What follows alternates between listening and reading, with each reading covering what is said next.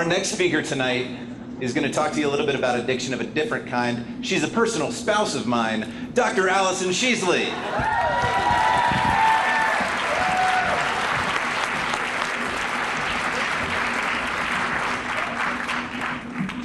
Hi.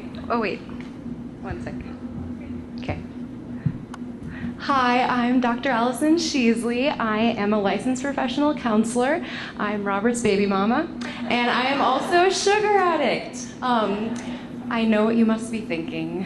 She's so skinny. She is like a Victoria's Secrets model. There is no way that she eats cookies and candy and ice cream. Well, it's true. I am an addict, but I am in recovery, and chances are you're an addict too. So I want to read to you the definition of addiction. Addiction is a primary chronic disease of brain reward, motivation, and memory. So people with sugar addiction and drug addiction, they have less dopamine receptors in their brain. And dopamine is a neurotransmitter that is produced by a part of the brain that is smaller than a postage stamp, but it is so incredibly important to your behavior.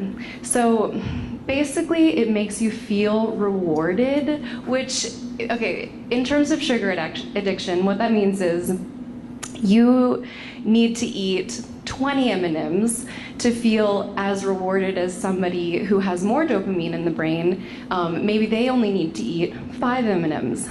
Becky. But then because your brain produces less and less dopamine each time that you get high on sugar, you might need to eat 50 M&Ms or 100 M&Ms to feel as good as you used to feel when you ate 20 M&Ms. So just keep that in mind moving forward, okay? All right, so this addiction, this dysfunction leads to characteristics, spiritual and social manifestations. So spiritual manifestations, well, that sounds really heavy, but I mean, who hasn't had a dark night of the soul after eating too much cheesecake, just lying in bed, like really sweaty, and just questioning God, and if there was a God, he wouldn't have let you do that, and... All right, and then social manifestations. You mean like only using the self-checkout line when you buy your 8 bags of M&Ms? Yeah, that's a social manifestation. All right, so addiction is furthermore characterized by a dysfunctional emotional response. You mean like, oh Jesus, I can't believe I ate 100 M&Ms and why can't I stop counting M&Ms? I think I have OCD. Yes, that would be dysfunctional. And without treatment, addiction is progressive and can result in disability or even death. And yes, I think everybody has a grandpa who's died from preventable heart disease. And in my case, it was Grandpa William. So that's real. I mean, everybody has. So it's true. So how many people can identify with what I'm saying about addiction and being a sugar addict? Raise your hand. Okay. Now, the people who didn't raise their hands, I want you to all laugh at them. Okay? Just point and laugh. All right. That's what our society does to people who have this addiction, especially if it leads to weight gain. So, yeah. All right. So, okay, have I mentioned how addictive sugar is? So, imagine that you're a rat, and you're placed in a maze with rice cakes on one side and Oreos or morphine or cocaine on the other side. All right, so which side do you choose? All right, obviously not the rice cake side, they're disgusting. But once you're already on the side of sin, all right, in one study, rats chose the Oreos or the cocaine or the morphine just as often, so they chose those equally. And when the rats chose the Oreos, they showed more happy brain activity than the rats that chose the morphine or the cocaine.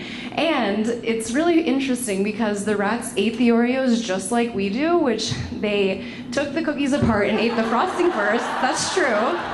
Yes. And then they ate the whole sleeve in one sitting and made a plan to run in the wheel tomorrow. All right, so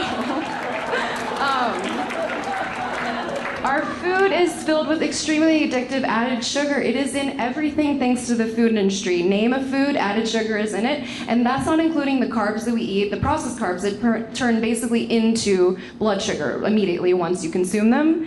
And then the problem is we blame the individual person for not having the willpower to stop eating. As Grandpa William would say, that's bullshit. I I think we can all agree it'd be ridiculous to tell an alcoholic just to stop drinking without sending them to detox or giving them coping skills. And some of you drinking here tonight can probably relate to that on a more personal level. But we need to give sugar addicts the same level of support. So, all right, number one, you need a sugar sponsor, which to me that means you need the people in your home, your peers, your family. You need them all to be basically on board with your plan to change your eating habits. And you also need, number two, you need a reasonable diet plan, and to me that means low glycemic index diet, which that means that you're not eating foods that cause your blood sugar to go up and then to crash. And the reason is because when you're crashing, when your blood sugar is crashing, you are basically, your body becomes like a teenage girl. You are very impulsive and you will do anything to get your sugar back up. And then, number three, you need a counselor, and that's where I come in. So I use cognitive behavior therapy to take a closer look at the thoughts you're having that might contribute to you eating sugar. So we'll go through those more specifically.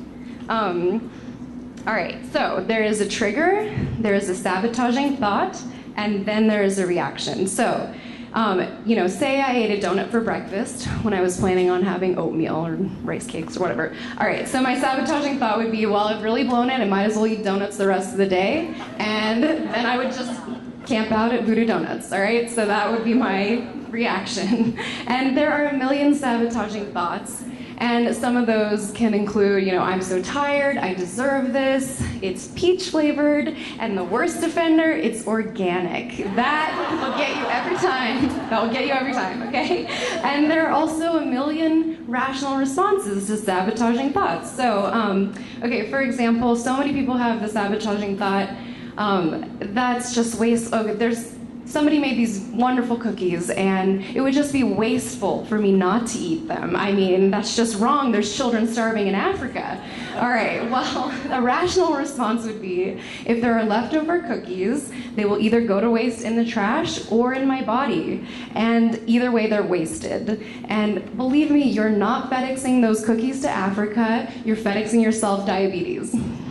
Okay? And a counselor can also, they can also help you learn coping skills for your cravings. And the reality is, cravings always go away. Even if you never take a bite, they do go away. It may take 4 long years, but eventually the horrible feeling will pass. If I had a superpower, it would be to take away the shame, self-blame, and isolation that comes with sugar addiction. The food industry wants you to remain ashamed, so that you stay in the self-checkout aisle instead of reaching out for support. So fuck the food industry and come out as a sugar addict. Say it with me. Hi, my name is Allison. Hi, my name is... And I'm a sugar addict.